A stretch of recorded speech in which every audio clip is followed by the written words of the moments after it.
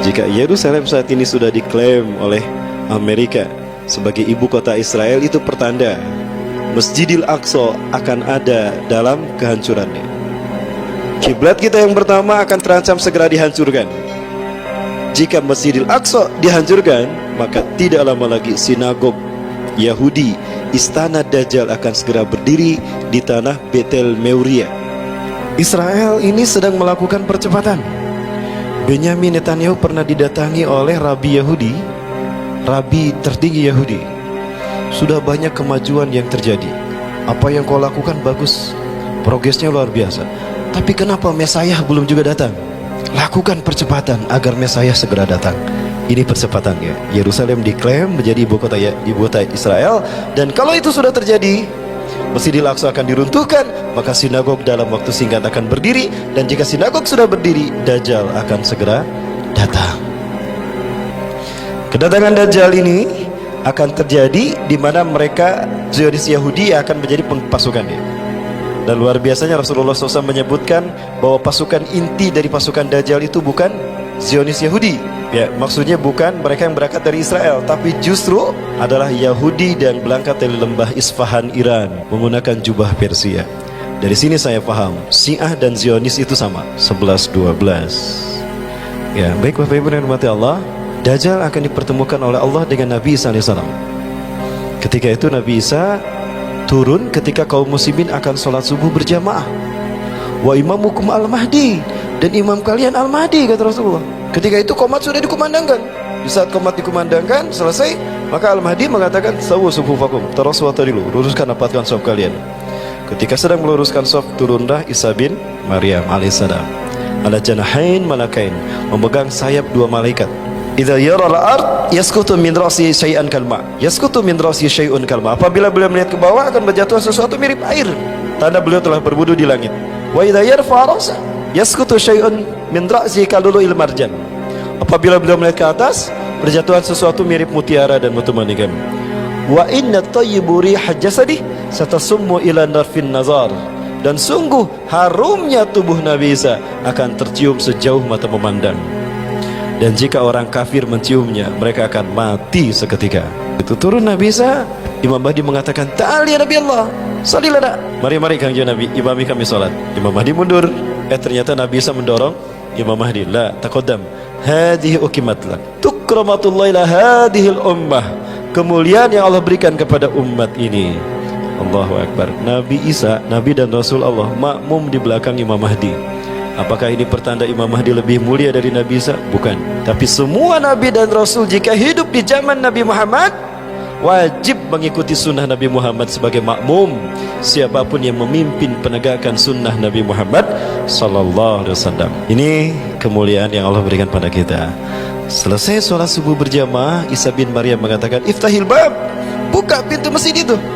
Ketika pintu masjid itu dibukakan, maka tampaklah Dajjal dengan 70.000 orang Yahudi dari lembah Isfahan, Iran, menggunakan jubah Persia. Ya, Yahudi Iran, berarti Zionis Syiah. Ya. Ketika pintu terbuka, maka aroma tubuh Nabi Isa menghantam 70.000 tadi. Mati semua tuh mereka. Tinggal Dajjal, dia merinding. Waduh, malaikat mautku sudah datang. Andaikan Isa bin Maryam membiarkan Dajjal tanpa membunuhnya, maka Dajjal akan mati sendiri. Maka lari dia dari Aleppo, dari pintu Menara Putih, dari masjid bermenara putih, Masjid Umawi, lari ke pintu Lut, 13 mil dari timur Tel Aviv. Dibunuhlah di Israel, di 13 mil Tel Aviv, di pintu Lut. Nah, di sanalah dibunuh oleh Nabi SAW. Nah, ketika Dajjal mati, maka kemudian penaklukan dan penguasaan sebuah negara terjadi. Maka umat Islam kemudian menguasai dunia dan tentram sejahtera. Tapi masih ada satu lagi tantangan terbesar yang tidak kalah beratnya juga, yang dihadapi oleh kaum muslimin walaupun sudah ada Nabi Isa. Apa itu? Turunnya Ya'juj dan Ma'juj.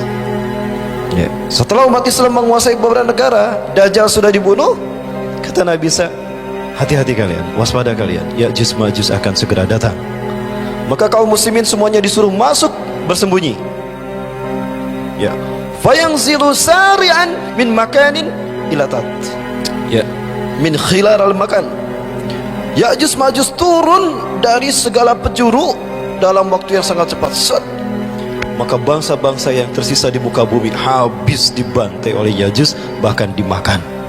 Alhamdulillah kaum muslimin sudah diperintahkan oleh Nabi Isa untuk masuk bersembunyi. Termasuk Nabi Isa juga bersembunyi. Semuanya ada dalam komando Nabi SAW. Tidak boleh ada yang keluar. Maka mereka bertahan mabit sampai malam tuh, tidak ada yang keluar sampai subuh. Di malam harinya Ya'juj Ma'juj berkata, semua manusia sudah kita habisi, tidak ada yang tersisa. Salah satu dari mereka melihat ke langit, lalu dia menggerakkan tombaknya, lalu dilemparkan, dilesatkan ke langit, dan tombak itu kembali dengan berlumuran darah. Sampai tombak itu kembali dalam keadaan berlumuran darah. Ya, maka Allah menghukum Ya'juj Ma'juj dengan menurunkan ulat. Ribuan ulat jatuh dari langit, mungkin jutaan. Ulat-ulat itu jatuh ke punduknya, kan mereka melihat bungkuk ini, maka Rasulullah menyebutkan ulat itu jatuh di punduk mereka. Lalu ulat itu memakan Ya'juj Ma'juj sehingga mati berkelimpangan semua Ya'juj Ma'juj, tidak ada yang tersisa satupun. Setelah salat subuh berjamaah, Nabi SAW memerintahkan salah satu dari kita harus keluar, dan aku meminta salah satu dari kalian keluar untuk memastikan apakah Ya'juj Ma'juj sudah pergi atau mereka menghilang. Salah satu dari mereka mengangkat tangan, saya wahai Nabi Allah, saya siap untuk keluar dan saya siap mati syahid berkorban untuk kalian semua. Maka orang itu keluar, dan ketika dilihat ternyata Ya'juj Ma'juj sudah bergelimpangan. Para sekalian, jumlahnya sangat banyak sekali. Maka umat Islam pun keluar, dan hari demi hari dirasakan dalam keadaan aman sejahtera. Baik, Ibu Fillah rahimakumullah. Selain di dalam hadis Rasulullah SAW tadi yang diriwayatkan oleh Huzaifah bin Usaid, yang dari sahabat Huzaifah bin Usaid, yang diriwayatkan oleh beberapa ulama ahli hadis seperti Imam At-Tirmidzi, Abu Daud, Imam Ahmad, dan juga Bukhari Muslim tentunya. Di dalam Al-Quran disebutkan kata Ya'juj Ma'juj ini terkait dengan sosok yang sangat fenomenal, sosok yang mampu menguasai dunia dalam cakupan yang sangat luas, dari timur sampai ke barat. Dan sosok ini disebut dengan Kauniyah Zulkarnain. Ini adalah Kauniyah, kunyah, bukan nama asli. Ya Bapak Ibu, namun belakangan kita dikagetkan dengan pernyataan dari Donald Trump. Bapak Ibu, Donald Trump mengatakan kalau Al-Quds ini akan Al-Quds itu sebutan kita. Kalau sebutan orang-orang Israelnya adalah Yerusalem. Sebaiknya kita tidak menyebut Yerusalem, karena kalau kita menyebutkan Yerusalem berarti kita mengakui eksistensi Yahudi di tanah Muslim Palestina. Betul? Maka kita sebut apa? Al-Quds. Ini adalah Yerusalem kalau dilihat dari udara. Inilah wilayah yang diklaim sebagai Yerusalem. Tidak ada artinya the New World Order tanpa Palestina, dan tidak ada artinya Palestina tanpa Yerusalem. Itu kata Israel. Maka Yerusalem ini adalah kunci bagi mereka untuk segera mendirikan sinagog Yahudi. Bapak Ibu dan mati Allah, orang-orang Zionis Yahudi, mereka ingin mendirikan sinagog Yahudi pas di atas Masjidil Aqsa. Maka Masjidil Aqsa harus mereka hancurkan. Ya, Masjidil Aqsa jangan lupa, itu adalah kiblat kita yang pertama Bapak Ibu. Masjidil Aqsa adalah kiblat kita yang pertama Bapak Ibu. Maka jika kita memang komitmen dengan ibadah solat kita, maka jangan lupakan Masjidil Aqsa, karena dia adalah kiblat kita yang pertama. Di sinilah Rasulullah SAW solat menghadap ke Masjidil Aqsa selama 16-17 bulan. Ya, Masjidil Aqsa ini tidak akan pernah bisa dihancurkan kalau statusnya masih terkait dengan keputusan Oslo. Perjanjian Oslo, PBB menengahi Arab dan Israel. Pada saat itu disepakati bahwa Al-Aqsa merupakan bagian dari Al-Quds, merupakan bagian dari Old City, dan itu hak tiga agama, merujuk kepada perjanjian Umayyah yang dibuat oleh Umar bin Khattab. Ketika itu Yerusalem atau Al-Aqsa dikuasai oleh orang-orang Nasrani. Kunci Masjidil Aqsa ada di tangan pendeta Sophronius. Dan Sophronius, ketika umat Islam menguasai Yerusalem, Palestina, Sophronius tidak mau menyerahkan kuncinya, melainkan jika Khalifah Umar datang sendiri. Aku tidak akan menyerahkan kunci Al-Quds Yerusalem kecuali jika Umar datang sendiri. Disampaikan oleh pasukan kaum muslimin, utusan kepada Khalifah Umar. Maka Umar memutuskan, aku akan datang sendiri kalau begitu. Katakan pada mereka. Sampai beritanya kepada orang-orang Nasrani di Yerusalem, di Al-Quds, di Palestina ini. Maka geger mereka. Bayangan mereka jika seorang raja pimpinan sebuah negara yang menguasai Imperium Persia dan Romawi datang, pembantaian akan terjadi.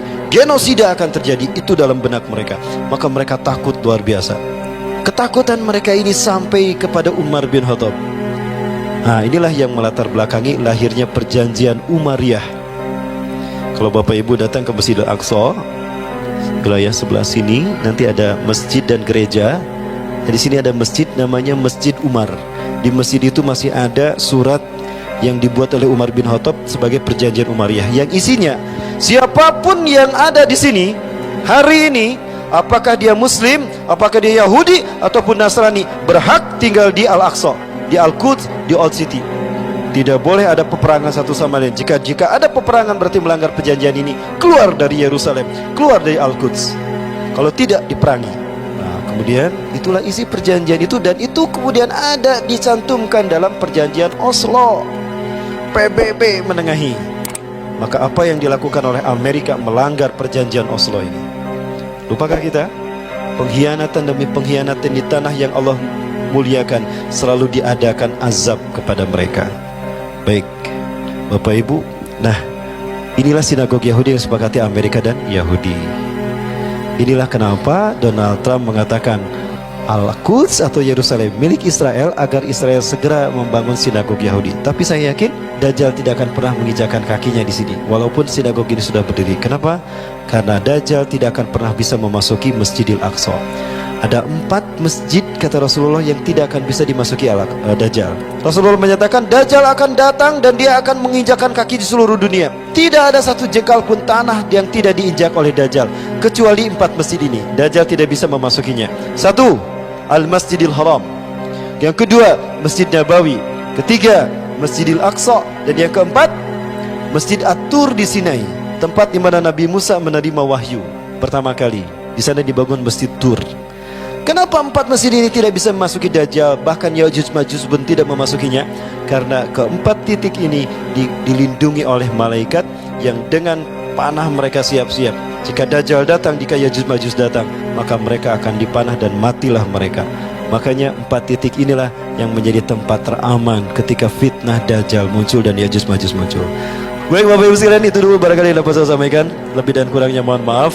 Apapun fitnah yang akan terjadi, jika kita berpegang teguh pada Quran Sunnah, insya Allah Allah akan melindungi. Itu kata Rasulullah. Pegang teguh Al-Quran dan Sunnah, maka tidak akan pernah ada yang bisa membahayakan kamu. Ya, itu nasihat Rasulullah kepada Abdullah bin Abbas. Itu artinya kepada kita. Terima kasih. Wabillahi taufiq wal hidayah. Assalamualaikum warahmatullahi wabarakatuh.